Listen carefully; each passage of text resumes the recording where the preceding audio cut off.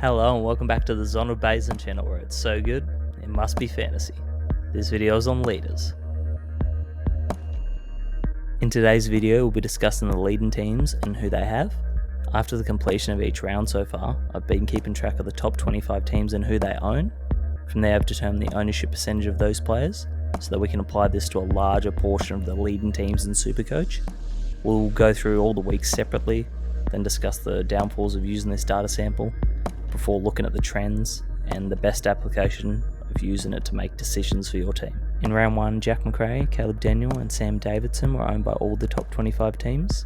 Flynn, Boyd, Camporelli, Satsas, Zach Reed, Trainer, O'Driscoll, Nevitt, Bailey Smith, Tom De Koning and Oliver were owned by 75% or more of those teams. Some of the points of difference were Simpkin, Jackson, Dale, Salem and Sinclair. In round 2 there were 2 teams tied at 25th place, so 26 teams all up. Macrae, Daniel and Davidson were joined by Oliver, as all being owned by the top 26 teams this round. Tom De Koning, Nevitt, Camporelli, Zach Reed, Zorko, Roberts, Levi Ashcroft, O'Driscoll, Cherry, Harry Boyd, Rosie and Bailey Smith were 75% or more owned. The point of differences were Sinclair, Jackson, Caldwell and Neil, to name a few, all owned by one player. In round 3, the players that were owned by all top 25 teams were Macrae, Daniel, Davidson, Tom De Koning and Zach Reed. Nevitt, O'Driscoll, Levi Ashcroft, Boyd, Trainer and Oliver were in 75% or more teams.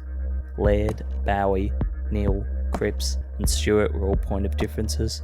Once again, only one of the teams owned them. In round 4, Macrae, Daniel, Davidson and O'Driscoll were all owned by the top 25 teams. Tom De Koning, Oliver, Bailey Smith, Zach Reed, Levi Ashcroft, Bice, Boyd, Trainer, Cherry, Sheasel and Moraes were 75% or above. Short, Sanders, Simpkin, Anderson, Nick Dacos, Bowie, Witts and Thilthorpe were point of differences, and again that's owned by one team. On to the analysis section of this video. We'll start with the downsides of the data that we're using. First one is a very obvious one. The smaller the data set, in this case the top 25 ranked teams, the less reliable it becomes the further down the rankings we go, or the larger range you apply it to. Number 2 is the increased risk of a random occurrence. I found Andrew Brasher is a good example of this. He's currently in 12% of the entire teams in the game, yet he appears in 50% of the top 25 teams after round 4. Third is reduced application for those ranked beyond a certain point. The more teams above you, the less reliable the data as you go lower down the rankings. Here are some of the trends I've noticed while keeping track of this data. The first one is the high amount of trades used by players who remain in the top 25 in back-to-back weeks.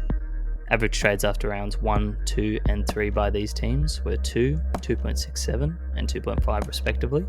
This could imply an aggressive trade strategy, but most of these trades were made just to do corrective rookie trades. Number 2 is to point out the obvious, which we can already see from the overall ownership. Most teams started out with the best performing mid-prices like Macrae, Daniel and Oliver.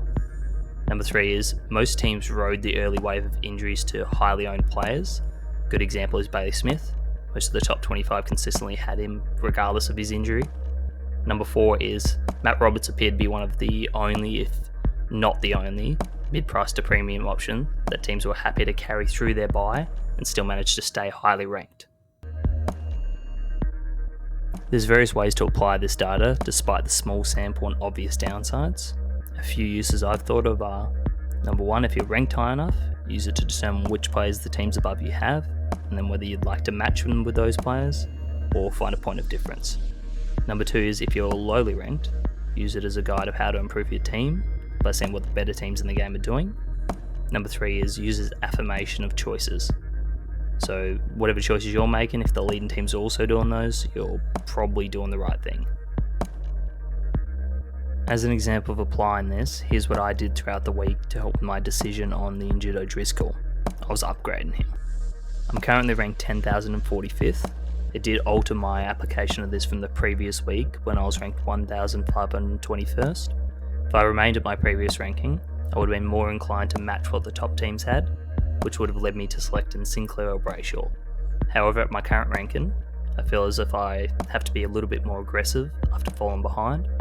So through a combination of this data, as well as a fixture analyzer I made, I narrowed it down to the options of Sarong, Anderson and Merritt, who all have decent to good fixtures coming up and throughout the remainder of the season, as well as aren't too highly owned by the leading teams. Thanks for watching another video and have a great day.